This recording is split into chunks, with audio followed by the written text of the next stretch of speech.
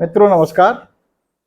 सुबह मैंने कहा था कि विनेश फोगाट और प्रधानमंत्री मोदी की न हो पाई फ़ोन चर्चा के बारे में आप लोग मुझसे ज़्यादा जान चुके होंगे और जो कुछ मैं कहूँगा वह सब बहुत बासी हो चुका होगा, क्योंकि सारे अखबार ये खबर प्रमुखता से छाप चुके होंगे।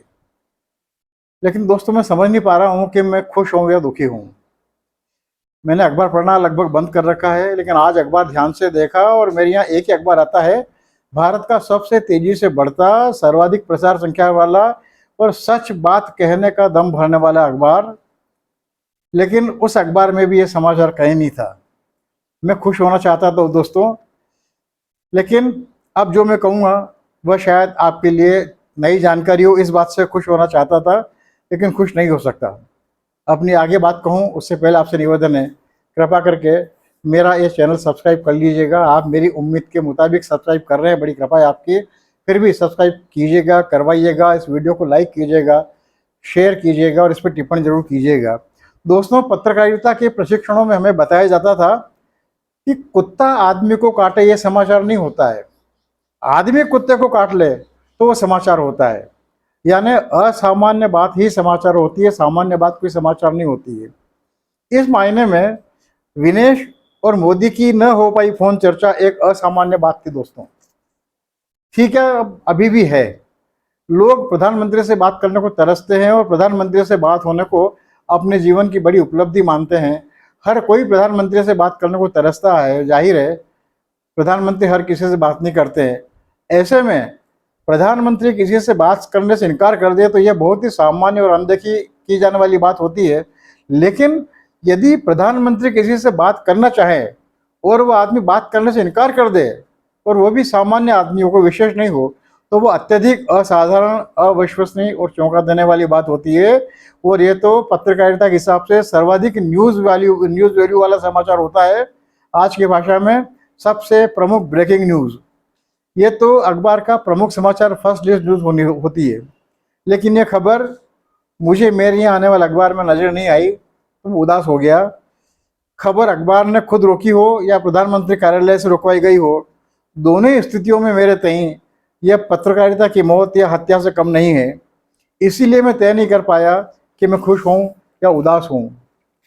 इस पर बात करने से पहले मुझे आपको 1933 में हुई गोलमेज वार्ता से गांधी की वापसी के समय हुई वो बात बतानी है जिसकी मैंने चर्चा सुबह की थी, और जो पेरिस ओलंपिक से विनेश की वापसी के समय हुई घटना से मेल खाती है। विनेश की वापसी अब इतिहास बन चुकी है। उस दिन विनेश सुबह दिल्ली हवाई अड्डे पर उतरी थी। घर पहुंचते पहुंचते रात के 10 बज गए थे। रास्ते का कोई गांव, कस्बा, शहर ऐसा नहीं था जहां विनेश को न रोका गया हो, फूल मालाओं से नहीं लादा गया हो और मुंह मिठा नहीं करवाया गया हो। विनेश की उस वापसी को अपनी याद में बनाए रखकर अब मेरी अगली बात सुनिएगा। 1931 की गोलमेज परिषद में गांधी और अंबेडकर आमंत्रित थे, और ख़ास बात यह थी कि वक्ताओं में भी कुल दो ही नाम थे, गांधी और अंबेडकर। गांधी का एक ही एजेंडा था, स्वराज। उन्हें किसी दूसरे विषय पर कोई बात नहीं करनी थी। लेकिन अंबेडकर को अपने दलित समाज के स्वाभाविक चिंता थी। वे विधायी सदनों में दलितों का प्रतिनिधित्व सुनिश्चित करने के लिए अलग से दलित निर्वाचन मंडलों की मांग कर रहे थे, जबकि गांधी इस मांग से पूरी तरह से असहमत थे।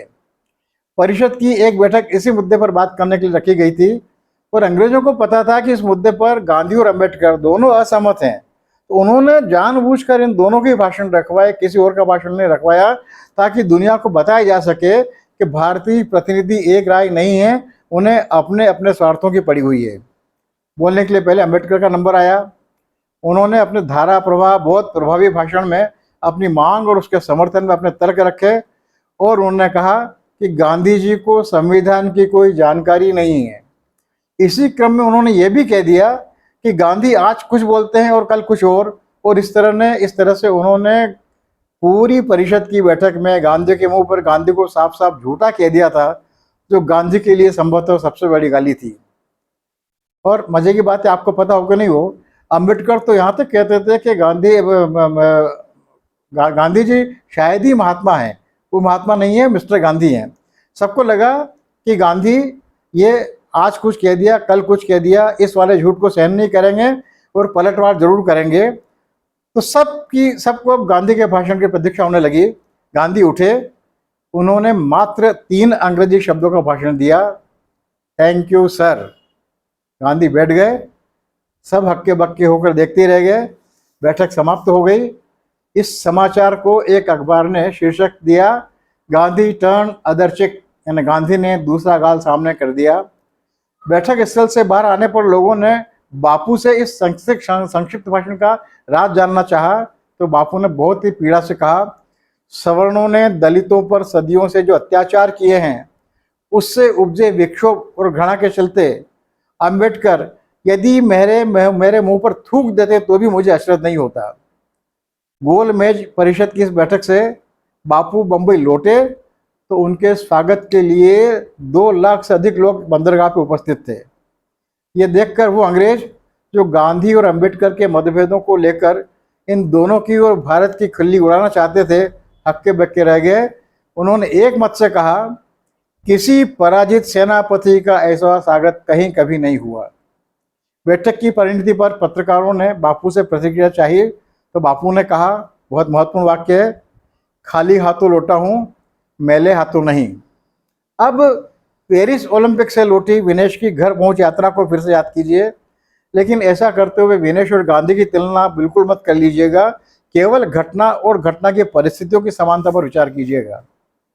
दोनों खाली हाथ लौटे थे, लेकिन असफल या विफल होकर नहीं लौटे थे। दोनों की असफलता या विफलता ऐसी थी जिसने सफलता या कि जीत को कोसों पीछे छोड़ दिया था। दोनों मामलों में लोगों को विजेता का नाम भी याद करने की फुर्सत नहीं मिली। सदाशयता, सद्भावना और अच्छी नीयत से किए गए जतन सदैव अनियोजित लोक प्रतिष्ठा अर्जित करते मित्रों, उसके लिए कोई कोशिश नहीं करनी पड़ती है। और अब आइए बात करते हैं विनेश फोगाट और प्रधानमंत्री के बीच न हो पाई फोन चर्चा की। हम सब जानते हैं कि विनेश को स्वर्ण पदक के मुहाने से खाली हाथ लौटना पड़ा था। न केवल पूरा देश बल्कि ओलंपिक के कई खिलाड़ी भी विनेश के साथ थे। हर कोई विनेश के साथ खड़ा हुआ नजर आना चाह रहा था, होड़ लगी हुई थी। लेकिन इसके समानांतर ये भी एक दुखद सच है कि राजनीतिक प्रतिबद्धता और अपने नायक के प्रति प्रतिबद्धता जताने वाली ट्रोल आर्मी विनेश की इस हार पर भी बहुत खुशियां मना रही थी, बहुत दिवाली और पटाखे छोड़ रहे थे। इस सबके बीच के लोगों में एक उत्सुकता थी कि आत्म प्रचार का कोई भी मौका न छोड़ने वाले हमारे प्रिय प्रधानमंत्री ने विनेश फोगाट से बात की कि नहीं सारे मसले पर। लेकिन ये जिज्ञासा कुंवारी रह गई, जवाब पर सन्नाटा पसरा रहा। लेकिन अब कोई 2 दिन पहले सन्नाटा टूटा, और जब सन्नाटा टूटा तो एक के बाद एक वीडियो सामने आने लगे। किसी पत्रकार ने विनेश से पूछा कि जब उसके हाथ से स्वर्ण पदक फिसला तब प्रधानमंत्री ने उससे बात की या नहीं, प्रधानमंत्री का फोन आया या नहीं। मित्रों, अब आगे जो कुछ बता रहा हूं वह लगभग शब्दशः विनेश की जबान में उनके संवाद हैं। उनमें वाक्य रचना अटपटी है, अगठित है, लेकिन मैं जैसे जो का लगभग जस का तस सुना रहा हूं। विनेश ने जवाब दिया, आया था प्रधानमंत्री मोदी का फोन, मैंने मना कर दिया। मेरे पास डायरेक्ट फोन नहीं आया था, लेकिन वो वहां पर अपने इंडिया का ऑफिशियल थे, उनके पास फोन आया था। उन्होंने बोला पीएम मोदी बात करना चाहते हैं। मैंने बोला ठीक है। फिर उन्होंने मेरे सामने शर्त रख दी कि आपका कोई आदमी साथ में नहीं रहेगा, आपका फ़ोन भी नहीं रहेगा, हमारी टीम रहेगी, 2 लोग रहेंगे, एक वीडियो शूट करेगा और एक बात कराएगा, और वीडियो सोशल मीडिया पर आएगा। मैंने पूछा सोशल मीडिया पर आएगा? तो फिर तो मैंने बोला सॉरी, मैं अपने इमोशन का, अपनी मेहनत का ऐसे सोशल मीडिया पर तो मजाक नहीं बनाऊंगी। अगर उनको, मोदी जी को सच में सहानुभूति है किसी खिलाड़ी के साथ, तो बिना रिकॉर्डिंग की बात कर सकते हैं। मैं बहुत धन्यवाद रहूंगी, धन्यवाद दूंगी नहीं, बहुत धन्यवाद रहूंगी, कहा उन्होंने। आगे विनेश पत्रकार से कहती है, शायद उनको वो क्या है कि जिस दिन भी विनेश से बात हुई, मोदी जी के लिए कह रही है कि उनको, मोदी जी को वो क्या है कि जिस दिन भी विनेश से बात हुई तो वो 2 साल धरना प्रदर्शन, पुलिस से पिटाई और रेसलिंग फेडरेशन ऑफ इंडिया पर आरोप का हिसाब जरूर मांगेगी। इसलिए उन्होंने मना कर दिया कि आपका कोई फ़ोन नहीं रहेगा, हम ही रिकॉर्डिंग करेंगे, केवल हमारा फ़ोन रहेगा। फिर विनेश कहती है यदि ऐसा होता तो वो तो काट सकते हैं ना अपने लेवल पर, मतलब वो तो वीडियो एडिट कर सकते हैं, संपादित कर सकते हैं, लेकिन यदि मेरा फ़ोन होगा तो मैं तो नहीं काटूंगी, मैं तो ओरिजिनल डालूंगी जो बात हुई।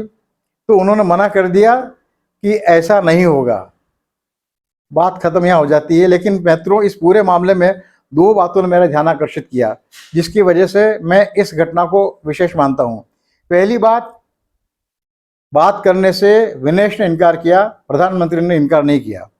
दूसरी बात, ये असामान्य असाधारण बात थी जो इसे ब्रेकिंग न्यूज़ बनाती है कि विनेश ने प्रधानमंत्री से, मोदी से बात करने से इनकार किया। और जो दूसरी बात, जो पहली से भी ज़्यादा उल्लेखनीय और महत्वपूर्ण बात, ये कि सारा ब्यौरा विनेश ने अपनी ओर से खुद आके जारी नहीं किया दोस्तों, किसी के पूछने पर जारी किया, किसी के सवाल करने पर उसने जवाब दिया। विनेश का यह इनकार खबरों की दुनिया में कोई ज्वालामुखी फटने से कम नहीं था, लेकिन विनेश ने इसे केवल अपने तक ही रखा। और अधिक महत्वपूर्ण बात यह कि राजनीति में प्रवेश करने के बाद और मोदी विरोधी पार्टी उम्मीदवार होने के बाद भी विनेश ने यह बात अपनी ओर से सार्वजनिक नहीं की। वो चाहती तो राजनीति के प्रवेश में बात से पहले वाले क्षण में ही ये बात उजागर करके मोदी के लिए मुश्किल खड़ी कर सकती थी। मान लें कि उस दिन भूल गई होगी, लेकिन चुनावी उम्मीदवार बनने के बाद तो फौरन ही सार्वजनिक करके राजनीतिक फायदा उठा सकती थी, वोट बटोर सकती थी। लेकिन विनेश ने न तो ये राजनीति की, न वोटों की राजनीति की। यह शालीनता, शिष्टाचार और संस्कारशीलता कोई सच्चा खिलाड़ी ही बरत सकता था, और विनेश ने ये सारे नैतिक मूल्य निभाए। यही बात विनेश को सबसे अलग, सबसे खास बनाती है दोस्तों। इसीलिए मैं सुबह कही अपनी बात से आज की बात समाप्त करता हूँ। विनेश के इस खिलाड़ीपन को, यानी कि खिलाड़ी भावना को, यानी कि स्पोर्ट्समैन स्पिरिट को सलाम, सौ सलाम। बहुत बहुत धन्यवाद, नमस्कार। उम्मीद करता हूँ आज की बात आपको अच्छी लगी होगी और आप मेरा साथ देंगे। मेरी चैनल सब्सक्राइब कीजिएगा, करवाइएगा। बहुत बहुत धन्यवाद, नमस्कार। मैं विष्णु बैरागी।